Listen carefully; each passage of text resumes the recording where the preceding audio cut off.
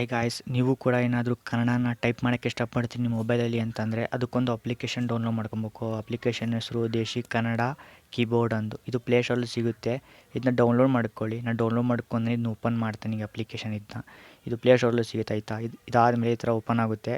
ಇಲ್ಲಿ ಸೆಲೆಕ್ಟ್ ದೇಶಿ ಕನ್ನಡ ಕೀಬೋರ್ಡ್ ಅಂತ ಇದೆಯಲ್ಲ, ಇದನ್ನ ಪ್ರೆಸ್ ಮಾಡಿ. ಇಲ್ಲಿ ಕನ್ನಡ ಅಂತ ಒಂದು ಆಪ್ಷನ್ ಬರುತ್ತೆ ನೋಡಿ ಮೇಲೆ. ಇದು ಪ್ರೆಸ್ ಮಾಡಿದ ತಕ್ಷಣ ಕನ್ನಡ ಸೆಲೆಕ್ಟ್ ಆಗಿಬಿಡುತ್ತೆ. ಆಯಿತು, ಕನ್ನಡ ಸೆಲೆಕ್ಟ್ ಆಗಿದೆ. ಬೇಕಾದ್ರೆ ನೀವು ಹೌ ಟು ರೈಟ್ ಇನ್ ಕನ್ನಡ ಅಂತ ಇದೆಯಲ್ಲ, ಅದನ್ನು ಕೂಡ ಟೈಪ್ ಮಾಡಿ ಇಲ್ಲಿ ಗಾಟ್ ಇಟ್ ಬೇಕಾದ್ರೆ ಕ್ಲಿಕ್ ಮಾಡ್ಬೋದು. ಇಲ್ಲಿ ತೋರಿಸ್ತಾರೆ ಹೇಗೆ ಕನ್ನಡ ಟೈಪ್ ಮಾಡಬೇಕು ಅಂತ ಇಲ್ಲಿ ನೋಡ್ಬೋದು. ಓಕೆ, ಗಾಟ್ ಇಟ್ ಅಂತ ಗೊತ್ತಾಯ್ತು ಅಂತ. Okay, got it. ಈಗ ಒಂದು ಯಾವ್ದಾರ ಒಂದು ಮೆಸೆಂಜರ್ ಅಪ್ಲಿಕೇಶನ್ ಓಪನ್ ಮಾಡಿ, ನಿಮ್ಗೆ ಇಷ್ಟ ಬಂದು ಓಪನ್ ಮಾಡ್ಬೋದು. ವಾಟ್ಸಪ್ ಬೇಕಾದರೂ ಓಪನ್ ಮಾಡ್ಬೋದು. ನಾನೊಂದು ಇದೇ ಆಪ್ಷನ್ ಓಪನ್ ಮಾಡ್ತೀನಿ, ಮೆಸೇಜಿಂಗ್ ಮಾಡೋದು. ಇಲ್ಲಿ ನಾನು ಕನ್ನಡ ಅಂತ ಸರ್ಚ್ ಮಾಡ್ತೀನಿ. ಓಕೆ, ಟೈಪ್ ಮಾಡ್ತೀನಿ. ನೋಡ್ಬೋದು ಮೇಲೆ ಬರುತ್ತೆ ಕನ್ನಡ ಅಂದು. ಓಕೆ, ಕನ್ನಡ ಅಂತ ಬಂತಲ್ಲ, ಈ ಕನ್ನಡ ಅನ್ನೋದು ಇದ್ರ ಮೇಲೆ ಬರೋಕ್ಕೆ ಈ ಕನ್ನಡ ಅಂತ ಇದ್ದಿಲ್ಲ ಅದ್ರ ಮೇಲೆ ಟೈಪ್ ಮಾಡಬೇಕು. ಟೈಪ್ ಮಾಡಿದ ತಕ್ಷಣ ಕನ್ನಡ ಅನ್ನೋದು ಆ ಕಡೆ ಹೋಗಿ ಮೂಡುತ್ತೆ. ಮತ್ತು ಬೇಕಾದ್ರೆ ಕನ್ನಡ ಅಂತ ಟೈಪ್ ಮಾಡಿ ಇನ್ನೊಂದು ಸಲ ನೋಡಿ, ಕನ್ನಡ ಅಂತ ಮತ್ತೆ ಮೂಡುತ್ತೆ. ಆ ಕನ್ನಡ ಅಂತ ಇದೆಯಲ್ಲ, ಮತ್ತು ಅದ್ರ ಆ ಕನ್ನಡ ಅಕ್ಷರದಲ್ಲಿ ಪ್ರೆಸ್ ಮಾಡಿದ ತಕ್ಷಣ ಅಲ್ಲಿ ಹೋಗಿ ಮೂಡುತ್ತೆ. ಓಕೆ, ಇದಕ್ಕೆ ಕನ್ನಡ ಸೆಲೆಕ್ಟ್ ಆಗುತ್ತೆ.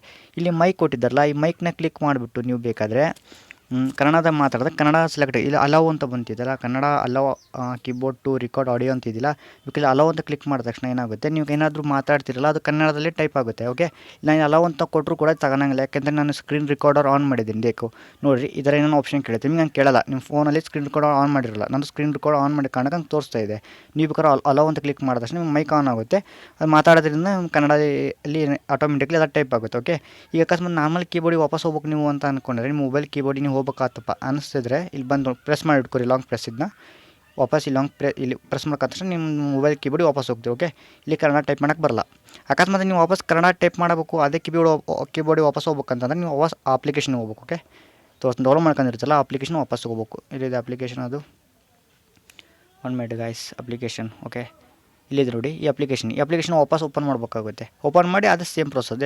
ಸೆಲೆಕ್ಟ್ ದೇಶಿ ಕನ್ನಡ ಕೀಬೋರ್ಡ್ ಸೆಲೆಕ್ಟ್ ಮಾಡಿರಿ, ಕನ್ನಡ ಸೆಲೆಕ್ಟ್ ಮಾಡಿರಿ, ಅದೇನಾಗುತ್ತೆ ಸೆಲೆಕ್ಟ್ ಆಗ್ಬಿಡುತ್ತೆ. ಓಕೆ, ಮತ್ತೇನು ಮಾಡೋ ಅವಶ್ಯಕತೆ ಇಲ್ಲ. ವಾಪಸ್ ನೀವು ಮೆಸೆಂಜರಿಗೆ ಬರ್ರಿ. ಓಕೆ, ನೀವು ಮೆಸೆಂಜರ್ ಹತ್ರ ಹೋಗ್ಬಿಟ್ಟು ಅಲ್ಲಿ ಆಲ್ರೆಡಿ ಸೆಲೆಕ್ಟ್ ಆಗಿರುತ್ತೆ ಅದು. ಓಕೆ ನೋಡಿ, ಆಲ್ರೆಡಿ ಸೆಲೆಕ್ಟ್ ಆಗಿದೆ.